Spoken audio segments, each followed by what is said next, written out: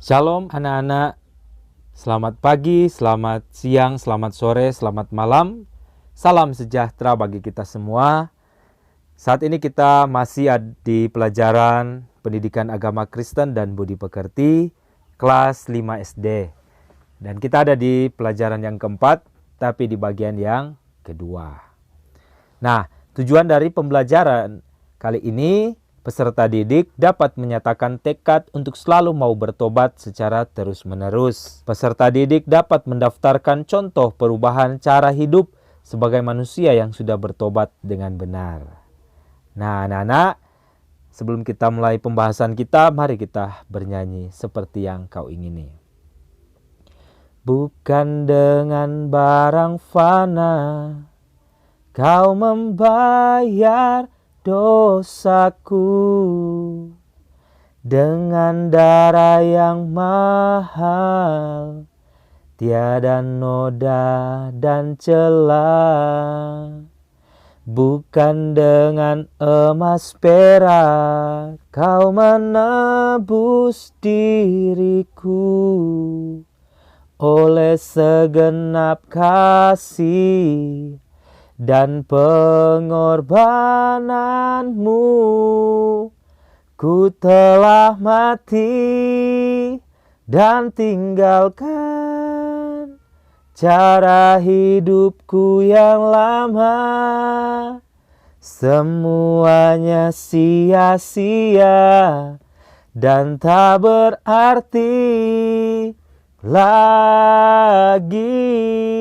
Hidup ini ku letakkan pada mezbamu ya Tuhan. Jadilah padaku seperti yang kau ingini. Mari kita berdoa.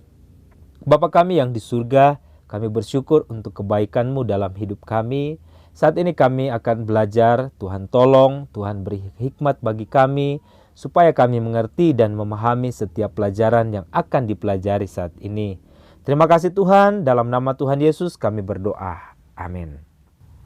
Anak-anak, saat ini kita akan menghayati makna pertobatan.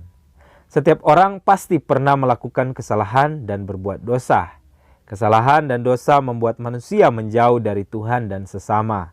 Namun, setiap orang yang sungguh-sungguh menyadari, menyesali kesalahan dan dosanya, serta berjanji untuk hidup menurut kehendak Tuhan, dan janjinya diwujud nyatakan dalam tindakan dan sikap hidup yang sungguh-sungguh berubah, pasti akan diampuni Tuhan. Saat ini anak-anak, kita akan menuliskan pada daftar tabel ini, yaitu tindakan yang menyedihkan hati Tuhan, dan ketika bertobat tentunya ada perubahan tindakan yang menyenangkan hati Tuhan. Di sini ada contoh mengucapkan kata makian, kasar dan tidak sopan. Ketika dia bertobat, ada perubahan sikap, bertutur kata yang santun, halus dan sopan. Inilah yang harusnya dilakukan ketika orang itu betul-betul sungguh-sungguh percaya kepada Yesus. Dia ada perubahan, dia bertobat dengan sungguh-sungguh. Mari kita lihat daftar yang kedua. Tidak taat kepada Tuhan. Kalau perubahan sikapnya, ya benar, taat kepada Tuhan. Daftar yang ketiga. Malas beribadah kepada Tuhan. Ketika dia bertobat, ada perubahan sikap. Perubahannya, rajin beribadah kepada Tuhan. Nah, yang keempat, melawan orang tua. Perubahan sikapnya, ya, menghormati orang tua. Selanjutnya daftar yang kelima, melawan guru. Nah, ada perubahan sikap, yaitu dengar-dengaran kepada guru. Selanjutnya, daftar yang keenam, suka bertengkar dengan teman. Ketika dia bertobat, perubahan sikapnya, cinta damai. Dia suka berdamai dengan orang lain, tidak suka perkelahian, ya. Daftar yang ketujuh, suka berbohong. Perubahan sikapnya, berkata jujur. Selanjutnya, daftar ke-8. dendam kepada teman. Nah, dia dendam dengan temannya.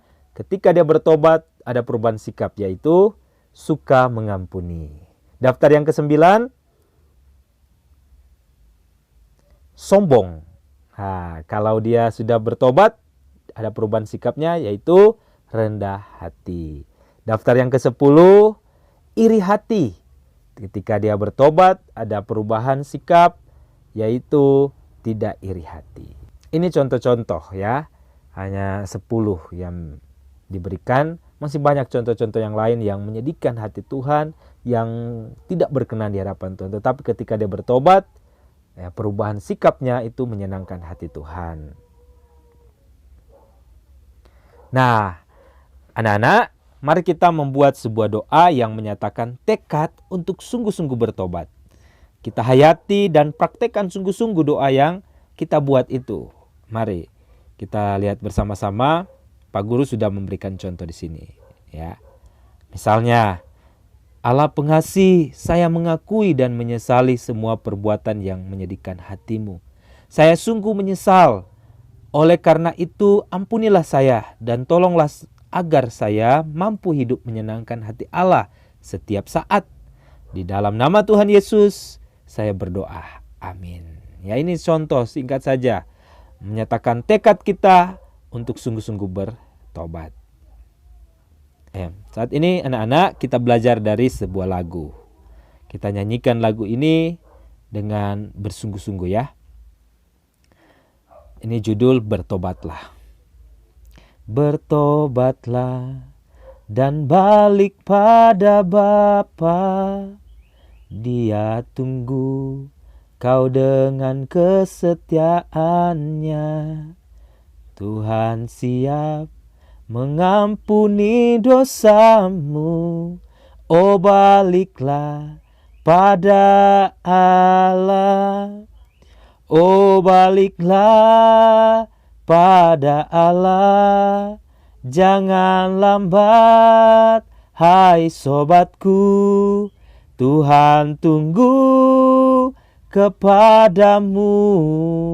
Oh, baliklah pada Allah. Demikian lagu Bertobatlah. Mohon maaf kalau nadanya kurang tepat ya. Kita akan belajar dari lagu ini. Jadi apa pesan lagu Bertobatlah untuk saya? Nah, anak-anak, apa pesan lagu tadi? Ya, benar. Kalau kita melakukan dosa, harus bertobat dan kembali kepada Allah. Sampai di sini untuk pembahasan kita berkaitan dengan topik bertobatlah. Jadi kesimpulan bahwa kita tidak luput dari namanya dosa. Setiap hari kita pasti pernah buat kesalahan. Baik itu dengan pikiran kita, perkataan kita, bahkan tingkah laku kita. Kadangkala menyedihkan hati Tuhan, mendukakan Roh Kudus. Oleh karena itu, kita perlu bertobat. Kita perlu kembali kepada Tuhan, meminta ampun kepada Tuhan.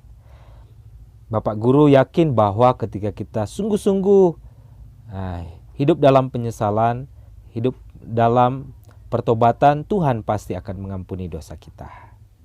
Ya, selanjutnya kita akan akhiri, kita bernyanyi bersama-sama seperti yang kau ingini. Bukan dengan barang fana kau membayar dosaku, dengan darah yang mahal, tiada noda dan celah. Bukan dengan emas perak kau menebus diriku, oleh segenap kasih dan pengorbananmu, ku telah mati dan tinggalkan cara hidupku yang lama. Semuanya sia-sia dan tak berarti lagi. Hidup ini ku letakkan pada mezbamu ya Tuhan. Jadilah padaku seperti yang Kau ingini. Kita berdoa. Bapa kami yang di surga, kami sangat bersyukur karena Tuhan sudah menolong dan memberkati kegiatan pembelajaran kami sehingga boleh selesai dengan baik. Di dalam nama Tuhan Yesus kami berdoa. Amin. Terima kasih anak-anak. Tuhan memberkati. Shalom.